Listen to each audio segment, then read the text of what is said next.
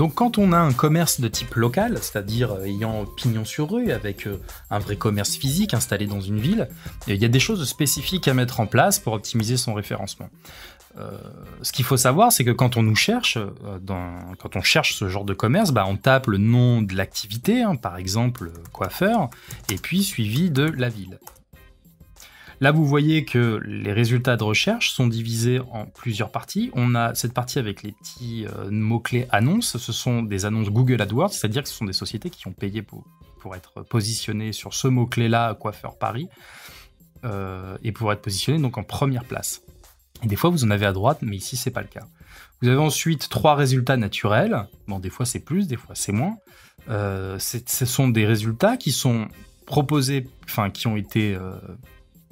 les gens n'ont pas payé pour être là, c'est l'algorithme Google qui a trouvé judicieux de positionner ces sites-là parce qu'il estime que le contenu colle parfaitement à la demande. Et ensuite, vous avez une liste de sites qui sont des sites aussi référencés naturellement. Par contre, cette mise en page suggère qu'en fait, ces gens ont créé un profil Google Business. Donc Google Business, qu'est-ce que c'est ?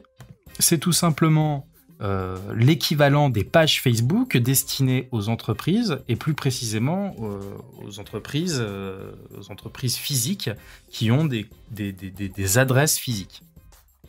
Donc Google, Facebook, vous avez des profils Facebook pour les utilisateurs, pour les humains entre guillemets, et pour les entreprises, les associations, les groupes, les corporations, vous avez la notion de page. Eh bien, vous avez la même chose avec Google. Google a son propre réseau social qui s'appelle Google+. Et avec Google+, vous créez un profil personnel.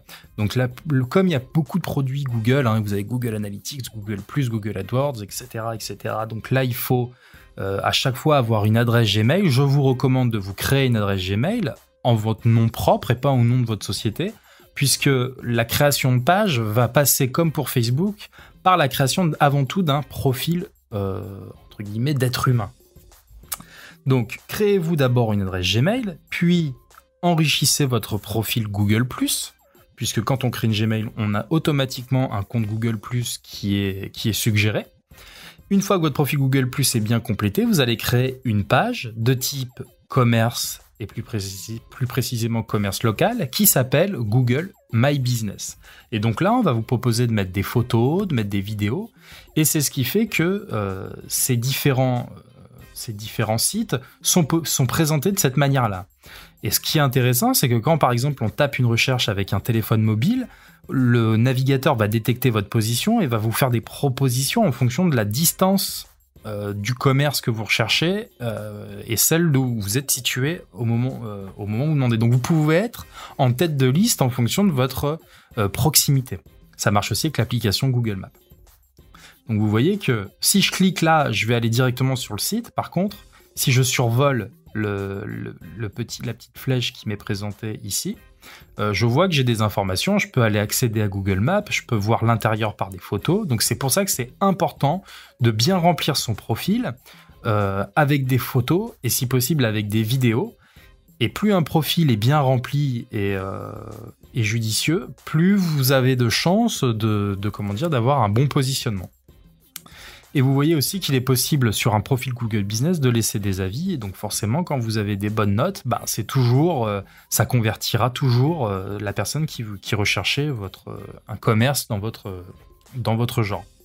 Enfin, autre chose importante à faire quand on a un commerce local, c'est de se créer donc une page Facebook. Pour créer une page Facebook, il faut avoir un profil Facebook. Donc vous créez un profil Facebook, tapez Facebook dans Google si vous n'avez pas déjà un profil Facebook et vous allez simplement mettre un email, une photo, remplir votre profil et vous allez avoir la possibilité de créer une page et plus spécifiquement une page de type commerce local et une fois de plus vous allez bien remplir votre profil. Donc c'est très important d'avoir un bon profil Facebook parce qu'en fait Facebook c'est avec l'emailing, c'est le meilleur moyen de communiquer avec sa communauté et d'informer massivement vos clients d'une offre spéciale, par exemple. Donc, il y a des tas de techniques à mettre en place pour générer du trafic physique dans votre commerce par l'intermédiaire d'une page Facebook.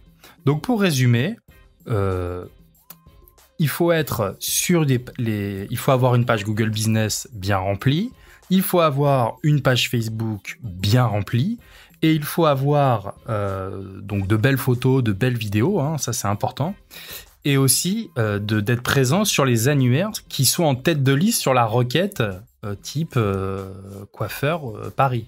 Voilà, dans l'exemple si je reprends l'exemple que j'ai utilisé précédemment.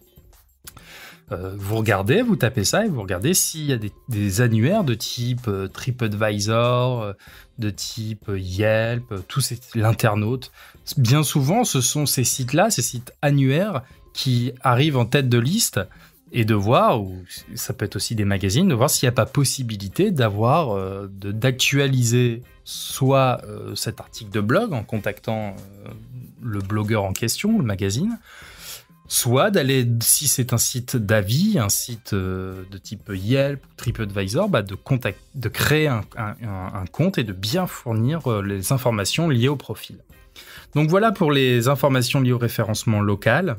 La vidéo suivante va être consacrée à l'introduction aux médias sociaux.